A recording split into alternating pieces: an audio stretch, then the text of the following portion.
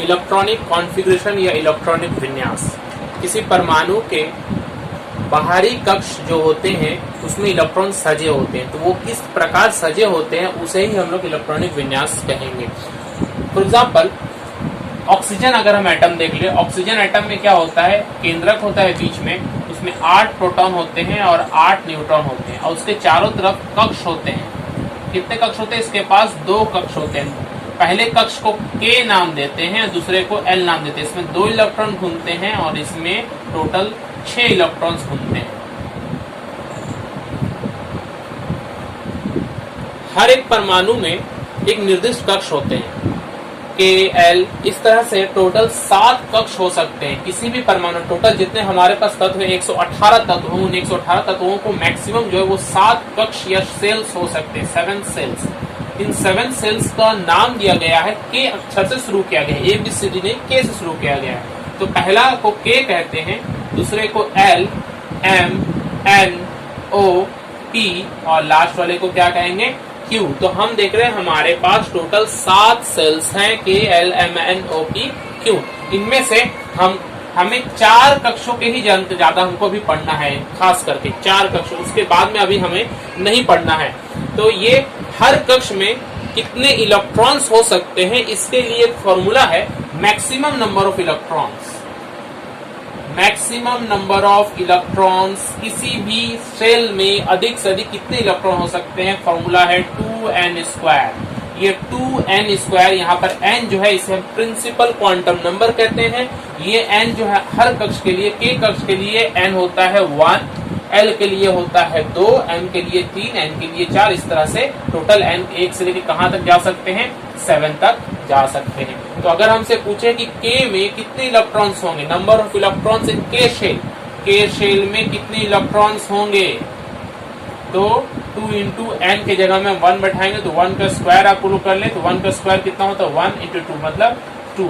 तो K cell में अधिक से अधिक मैक्सिमम 2 हो सकते हैं। देखिए यहाँ पर K में 2 से ज्यादा कभी भी आप नहीं कर सकते हैं, 2 से कम हो सकता है, 1 हो सकता है, मगर कभी भी 2 से ज्यादा 3 यहाँ पर कभी भी नहीं हो सकता है। इसी हिसाब से अगर हमें L शेल में कहा जाए कि L सेल में मैक्सिमम नंबर ऑफ इलेक्ट्रॉन्स कितने होंगे, तो फॉर्मूला हमारे पास 2n² है, तो 2n के जगह में हम 2 का स्क्वायर करेंगे, तो 2 का स्क्वायर कितना होता है, 4 इंटू 2 8। L सेल में मैक्सिमम जो है वो 8 इलेक्ट्रॉन्स हो सकते हैं किसी भी तत्व के लिए। यहाँ ऑक्सीजन के लिए दिया गया, आप किसी भी तत्व के लिए देख लें, L सेल में 8 से ज्यादा आपको कभी भी नहीं मिलेगा, 8 से कम मिल सकता है। जैसे ऑक्सीजन में यहाँ पर 1 2 3 4 5 6 आप देख रहे हैं, तो 6 हो सकता है, 7 हो सकता है, 8 हो सकता है, 1 से लेके 8 तक L में हो सकता है, मगर 9 कभी भी आप L में नहीं मिलेगा।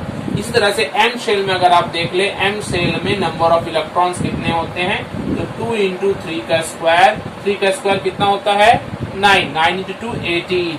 तो M में मैक्सिमम 18 और N में अगर हम आपसे पूछें तो 2 इंटू 4 का स्क्वायर मतलब 32, 16 इंटू 32। तो पहले 4 कक्षों में हमने जान लिया, K कक्ष में 2, L में 8, 18, M में और N में 32। हर एक एटम में कितने इलेक्ट्रॉन्स होते हैं और वो इलेक्ट्रॉन सजे कैसे होते हैं वो हम देखेंगे। पहले 3 तत्वों के इलेक्ट्रॉनिक कॉन्फ़िगरेशन देखिए। हाइड्रोजन का सिंपल 1 इलेक्ट्रॉन होता है, तो इसके सिर्फ एक ही कक्ष होगा, K कक्ष, इसमें 1 इलेक्ट्रॉन होगा, तो ये इसका इलेक्ट्रॉनिक कॉन्फ़िगरेशन हो गया। हीलियम के लिए K में मैक्सिमम 2 हो सकता है, तो 2 पूरा है, इसलिए इसे हम इनर्ट गैस भी कहते हैं। लिथियम में देखें, K में 2 और टोटल है 3 यहाँ पर, तो 2 मैक्सिमम हो सकता है, तो बचा कितना, 1, तो उसके बाद वाले कक्ष में क्या होगा, 1 होगा। इसे समझने के लिए देखें, लिथियम का क्या होता है, बीच में केंद्रक होता है और केंद्रक के चारों तरफ 2 कक्ष है। यहाँ पर कितने कक्ष हैं, 2। पहला कक्ष में 2 इलेक्ट्रॉन भर गया और तीसरा में 1 बचा हुआ है, वो L दूसरे में घूम रहा है। हम ऑक्सीजन का इलेक्ट्रॉनिक विन्यास देखें, ऑक्सीजन का कितना होता है, 8 होता है इसका नंबर ऑफ इलेक्ट्रॉन्स या नंबर ऑफ प्रोटॉन्स जिसे हम कहते हैं। यहाँ पर लिखते हैं, हम यहाँ पर लिख रहे हैं एटॉमिक नंबर जो कि नंबर ऑफ प्रोटॉन्स होता है, मगर नंबर ऑफ प्रोटॉन्स चूंकि इलेक्ट्रॉन्स के बराबर होता है, इसलिए आप यहाँ पर 8 लिखने का मतलब समझ जाइए कि इलेक्ट्रॉन्स कितने ऑक्सीजन में, 8 इलेक्ट्रॉन्स है। तो K में तो मैक्सिमम 2 हो सकता है, बचा हाथ में हमारे कितने, 8 में से 2 यहाँ लिख दिए तो बचा 6, तो L में 6 आराम से हो जाएगा। इसके बाद अब अगर सोडियम में देख ले, सोडियम का होता है 11, एटॉमिक नंबर 11, मतलब नंबर ऑफ इलेक्ट्रॉन्स उसमें कितने, 11। तो ये इलेक्ट्रॉन सजे कैसे होते हैं, कक्ष में, अलग अलग कक्ष में कैसे शेल्स में कैसे सजे होते हैं। तो K में कितने होंगे और L में कितने होंगे और कुछ है तो फिर क्या होगा। तो K में 2 हो गया, बचा कितना 11 में 2 चला गया तो बचा हमारे हाथ में 9।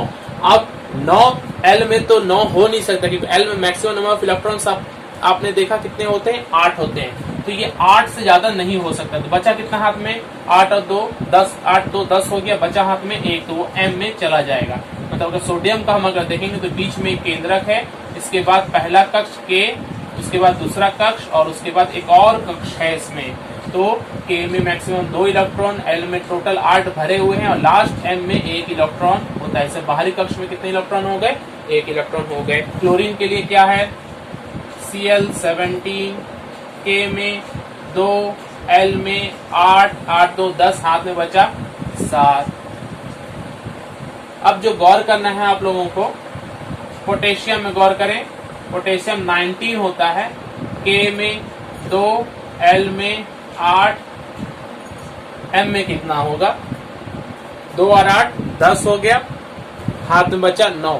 तो M में तो 9 आराम से हो सकता है, M में तो 18 तक इलेक्ट्रॉन होते हैं ना, तो 9 तो हम लिख सकते हैं, तो कोई प्रॉब्लम नहीं था। लेकिन याद रखिएगा किसी भी तत्व का जो सबसे बाहरी कक्ष होता है, यहाँ M अभी सबसे बाहर में है, यहाँ पर भले ही 18 इस पे चांसेस हैं होने के, लेकिन जब ये सिर्फ बाहर में रहेगा, इसके बाहर कोई और नहीं रहेगा, तो ये 8 होकर संतुष्ट हो जाएगा। 8 के बाद ये पहले इलेक्ट्रॉन नहीं लेगा, ये अपने सामने वाले कक्ष को देने लगेगा। तो ये 9 था M के पास, मगर ये 8 ही लेगा और 1 इलेक्ट्रॉन छोड़ देगा N कक्ष के लिए। अब जब N 8 हो जाएगा तब वापस फिर ये 9 10 11 ऐसे करके बढ़ेगा, ये 8 ही रहेगा, ये बढ़ते जाएगा 1 2 3 4 5 ऐसे करते करते। इस तरह से कैल्शियम को भी ध्यान दे दें। Ca20 K में होता है 2, L में होता है 8, M में होता है 8 और N में कितना हो जाएगा अब 2। तो यहाँ पर इन दोनों को याद रखेंगे। पोटेशियम और कैल्शियम में क्या बात है, M में 8 इलेक्ट्रॉन होने के बाद ये M सेल फिर नहीं भरता है, फिर उसके बाद N सेल भरने लगता है। अब अगर हमें कुछ आयंस दे दे, उनका इलेक्ट्रॉनिक कॉन्फ़िगरेशन भी पूछा जा सकता है। जैसे हमें सोडियम आयन दे दिया Na+, सोडियम में 2 8 1। सोडियम का इलेक्ट्रॉनिक विन्यास में बाहर में 1 इलेक्ट्रॉन है। ये क्या करता है, 1 इलेक्ट्रॉन किसी दूसरे तत्व को दे देता है और दे देने के बाद में ये इलेक्ट्रॉन छूट जाएगा, तो बाहर में इसके 8 इलेक्ट्रॉन पूरे हो जाएंगे और इनर्ट गैसेस का ये रचना प्राप्त कर लेता है। जब भी कोई आयन बनता है 2 तरीके से बन सकता है, या तो इलेक्ट्रॉन छोड़कर, जैसे सोडियम देखें 1 इलेक्ट्रॉन छोड़ देगा। अब क्लोरीन क्या करेगा, 1 इलेक्ट्रॉन ले लेगा, ये बाहर 8 करने के लिए 1 ले लेगा और ये 1 को छोड़कर ये 8 हो जाएगा। तो आप देख रहे हैं कि सोडियम जो यहाँ पर इलेक्ट्रॉन छोड़ रहा है, तो सोडियम के पास Na+ जो आयन बन रहा है, Na+, 1 इलेक्ट्रॉन छोड़ने पर 1+ चार्ज आता है, 2 इलेक्ट्रॉन छोड़ने पर 2+ चार्ज। तो सोडियम सिर्फ 1 ही इलेक्ट्रॉन छोड़ सकता है, इसलिए सिर्फ इसमें 1+ चार्ज है। अगर हम मैग्नीशियम लेंगे तो मैग्नीशियम का इलेक्ट्रॉनिक विन्यास देखने क्या होता है, मैग्नीशियम 12 होता है ना, तो K में 2, L में 8 और M में 2। यहाँ 1 है, यहाँ 2, तो ये 2 छोड़ सकता है, 1 भी छोड़ सकता है और 1 से ज्यादा 2 भी छोड़ सकता है, तो मैक्सिमम ये 2+ चार्ज बना सकता है। तो अगर हमारे पास सोडियम आयन दिया हुआ, Na+ दिया हुआ, पूरा इसका इलेक्ट्रॉनिक विन्यास बताइए, तो ध्यान देंगे K में इसका 2 होगा, L में 8 होगा और M में 1 था तो वो 0 हो गया, तो M खत्म हो गया, तो इसका सिर्फ इलेक्ट्रॉनिक विन्यास K और L में ही होगा। सोडियम का 2 8 1 होता है, मगर सोडियम आयन का 2 और 8 हो गया।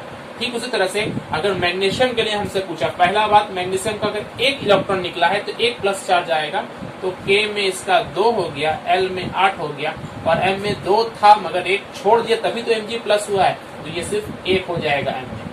अगर दोनों 2+ चार्ज आ जाए तो ये 0 हो जाएगा, मतलब ये पूरा का पूरा खत्म, तो ये सिर्फ 2 8 हो जाएगा। यानी कि Na+ और Mg+ का संरचना आप देख सकते हैं सेम हो रहा है, नियोन के बराबर। ये नियोन का संरचना 2 और 8 10 मिलकर होता है। क्लियर हुआ। इसी तरह से अगर आपको पूछे पोटेशियम आयन को बताइए K+, तो क्या लिखेंगे, K में 2, L में 8, M में 8 और N में 1 था, तो N तो खत्म हो गया क्योंकि इलेक्ट्रॉन छोड़ दिया है, वो तो K+ है। और उसी तरह से अगर हम क्लोरीन का पूछे, क्लोरीन 1- हो सकता है, 1 इलेक्ट्रॉन ले सकता है, तो Cl- का जो इलेक्ट्रॉनिक विन्यास होगा 2 8 8, 1 इलेक्ट्रॉन ऐड हो गया, इसलिए ये माइनस होने का मतलब 1 इलेक्ट्रॉन ऐड होना, और प्लस होने का मतलब 1 इलेक्ट्रॉन घट जाना, कम